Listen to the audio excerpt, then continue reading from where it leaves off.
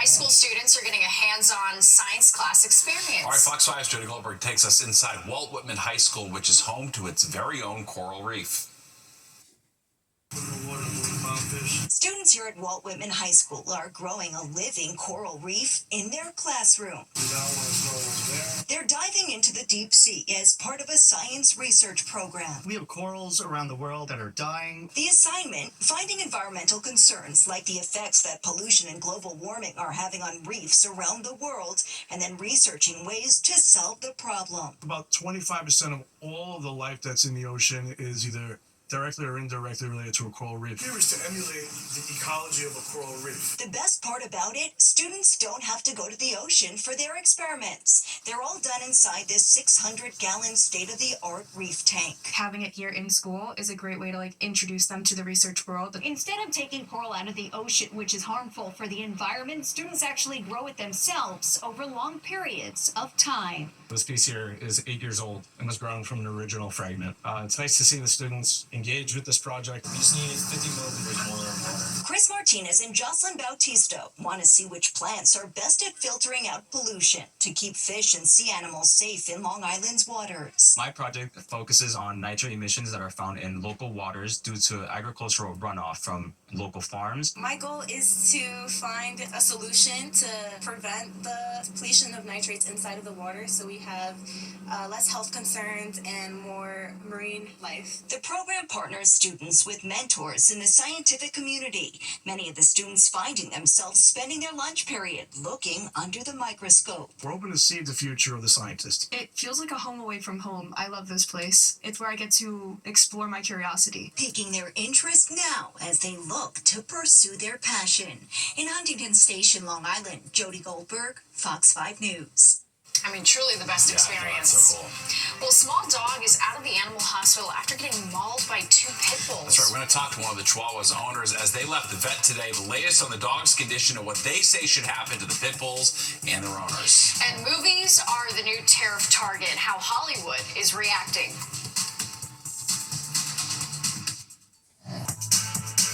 Well, this little guy released from the hospital after having major surgery. The Chihuahua mix seriously hurt during an unprovoked attack by 2 pit bulls. Welcome back to the 10 o'clock news. I'm Steve Lacey. And I'm Natasha Burma. The chaotic moments caught on camera, and a new angle shows that it wasn't just Penny, the service dog, hurt in the attack. Fox Eye's Arthur Chian has the update.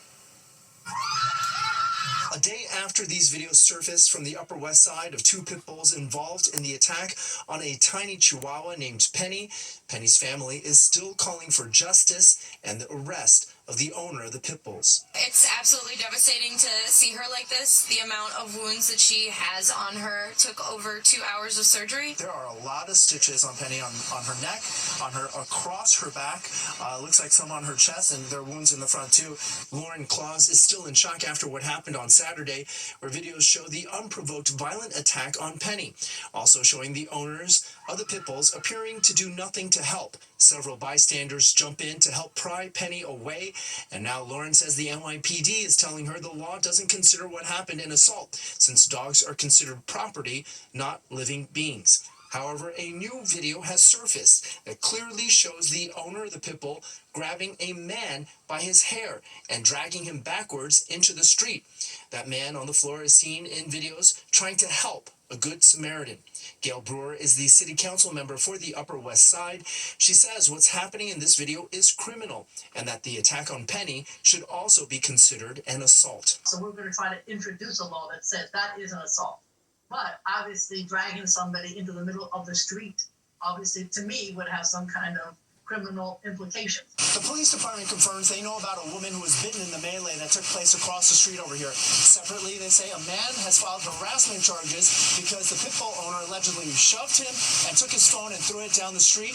And all of that is separate from the person who's seen in the video dragged by his hair backwards into this intersection. But Fox 5 was on hand for a small measure of good news Monday evening as Penny was released from the animal hospital. She faces an uncertain and long recovery, but at home. As for Lauren, she hopes the Good Samaritan who was assaulted here steps forward. The police have told us that if this man walks into a precinct and files a report, that is assault. A violent incident after which Penny's family refuses to be quiet about. on the Upper West Side. Arthur Chien, Fox 5 News. How'd that little dog survive? Wow. Well, the city says the new state budget could force thousands of families to miss out on the child care voucher program. City officials say first-time applicants are going to be put on a waiting list starting this week. Around 69,000 children are enrolled in the child care voucher program. It provides low-income families a stipend for childcare. Governor Hochul says the city and state should share responsibility, but First Deputy Mayor Randy Mastro says the state should fund it. Don't need a tin cup to ask the state to assume its own obligations. A state program funded by the state should be funded by the state. City officials asking state lawmakers to add more funding for the program. Lawmakers are supposed to be voting on the state budget this week. Well, no more spaghetti westerns. President Trump plans to place tariffs on movies filmed outside the U.S. Yeah, the president says the tariff would save Hollywood, but Fox 5's Dorothy Geraldino found out this could put the industry in a bind. 100% tariff on movies made abroad and distributed in the U.S. is leaving the markets unsettled and Hollywood on edge. It would suck for anything to happen for any of the ticket prices to be any higher than they already are, which they're absurd as is. Right now, we still don't know exactly what the plan looks like, and that's one of the biggest concerns for many in the industry. Movie production is a complex process involving everything from high-tech logistics, art, engineering, deep financing. Getting a movie from the page to the big screen involves intense coordination. Hollywood and American movies, whether they're shot in Hollywood or whether they're shot somewhere else around the world, they're Hollywood movies. They're the gold standard. President Trump's proposal seems to be about protecting that gold standard. Movie tariffs, what they've done is other nations have been stealing the movie-making capabilities from the United States. This tariff proposal highlights how other countries now offer huge incentives to U.S. studios to film abroad. Some places offer tax credits as high as 35%, pulling productions away from Hollywood and U.S. studios. Chicken jockey! Take the Minecraft movie, this year's biggest film so far in the U.S. It was shot in New Zealand and Canada, not Hollywood. How much was your ticket tonight? I think it was like closer to $20. Yeah. No, which isn't that bad. If you actually, there are other viewings where you're paying like closer to like $24, $25. Despite the rise of foreign production, the U.S. still leads the way, exporting $15.3 billion more in movies than it imports each year. Trump says he plans to meet with Hollywood execs before making a final decision. In Harlem, Duarte Geraldino, Fox 5 News. Rivalry renewed. The Knicks and Celtics take Game 1 into overtime. And the fan watch party at MSG was electric as New York pulls off an incredible win. Plus, a look at my podcast, Talking with Natasha. What are you doing for lunch on Tuesday? Tell you what, cancel those plans, grab a plate, and sit down with me and the Scarlato twins. We are live on Talking with Natasha. You know them from social media, their viral videos. Now they're going to be sharing some big news with me. And of course, we're eating Italian food, meatballs from Fresco by Scotto, so you know it's going to be good. Join us Tuesday, 1 p.m., Fox 5 YouTube page, and we're taking your questions too. See you then. Hollywood descended onto the blue carpet at the Met Gala. Celebs showing off fine creased suits, polished leather shoes, and top hats. That's right, Fox 5's Crystal Young joins us live. Tell us about these super fine looks tonight, Crystal. Oh, they were outstanding. There is a reason why this is called the Oscars of fashion. The Met Gala is the best red carpet for many reasons. So when you go to the Oscars, you have actors. When you go to the Grammys, you have singers and songwriters. When you go to the ESPYs, you have sports stars. When you come to the Met Gala, you have it all. Everyone showed up and showed out, and they looked fantastic. Now, let's talk about that theme, super fine tailoring, black style. So we saw a lot of menswear and a lot of men, black men, that were tailored down to the nines because dandyism was a way back when, for black people to express their individuality and their creativity. So let's take a look at who shined tonight.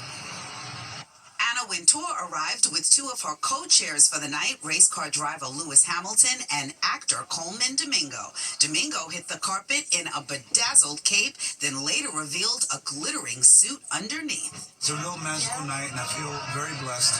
I feel a little emotional as well. A$AP Rocky arrived without his superstar wife, Rihanna. A$AP, you're from Harlem. Tell me about the theme. How do you feel about the theme? It means a lot to me to be a coach here, and I'm thankful to be here. I just wanted to give y'all some love. Whoopi Goldberg wore designer Tom Brown. Now, did you have a hand in how this all came out, or did you say, Tom, do your thing? I said, whatever you want, whatever you make, I'll wear. Because I knew he wasn't going to make me look foolish. Lizzo was stunning in cream and black, and there were plenty of cute couples on the red carpet. Alicia and Swizz were in perfect sync. Debbie Allen and her husband, Norm Nixon, were dressed by Oscar-winning costume designer Paul Tazwell. We've worked together, we've done shows together in the past, and the minute we got invited, I called Paul and said, Paul, could you? He said, Debbie, I'd love to. Of course, Spike Lee paid homage to the Knicks. He says he'll be getting sneak updates all night on the score. My beloved New York Knicks are in Boston tonight, game 1. I still wanted to represent. This is a great historic event. Speaking of ballin', New York Liberty star Breanna Stewart, in a word, striking in all cream. This is custom made by Sergio Hudson, styled by Courtney Mays. And this is just a fluid thing where I can be comfortable in a master of them and putting it all together. Cynthia Erivo looked regal, but of course, she always does. Now, the most dramatic dress of the night award goes to the boss, Diana Ross. She had a train that would rival Princess Di's. And repping dandyism since we've known his name, Dapper Dan was, well, dapper. So how much thought went into this outfit? How did you pull all this together? There is so many stories in this outfit. I don't know where to start. Cardi B looked gorge and, shall I say, demure. And Halle Berry stunned in designer Laquan Smith. Now let's talk about Rihanna. Everyone thought she wasn't going to come. She showed up around 10 p.m. and she looked outstanding, but it was the baby bump that really stole the show more than the outfit. She is cooking up baby number 3, and she looked amazing and happy and ready for more kids. And if she's not ready, she better get ready. Now, let's talk about how much this night costs. It costs a lot. $35,000 for one ticket, a table of 10, between $300,000 and $400,000. Now, before I toss it back inside, let me tell you who I have on. I am wearing Randy Rahm. Randy created this, and she said, but wait, we need more. Let me take some silk, make you a tie. Let me get you a little hat, stick some feathers on it. Thank you, Randy. I feel outstanding, comfortable, and I stood out because black on the red carpet is never a good thing. All right, I am going to toss it back inside to both of you. What a red carpet this was. The Met Gala 2025 did not disappoint. No, and your outfit did not disappoint. Crystal's on point. The fits were on point tonight. You did so great, Crystal. Thank you, thank you, thank you. Thank you, guys. Very good. Yes, so cool. All right, Crystal, thank you. We'll be right back, but first a look at what you need to know about tomorrow's commute.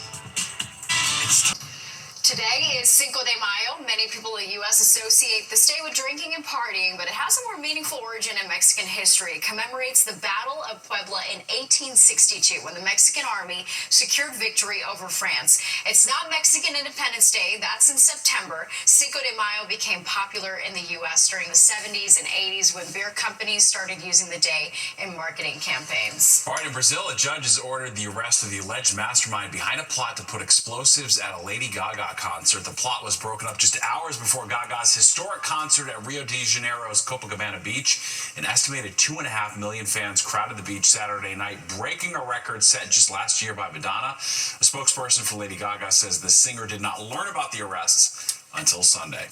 Pop star Benson Boone announcing his first large-scale tour, and he's coming to New York. Boone will make stops in Europe and the U.S. starting at the end of this month through early October. He'll be performing at the Governor's Ball Music Festival on June 6th and at Madison Square Garden September 5th.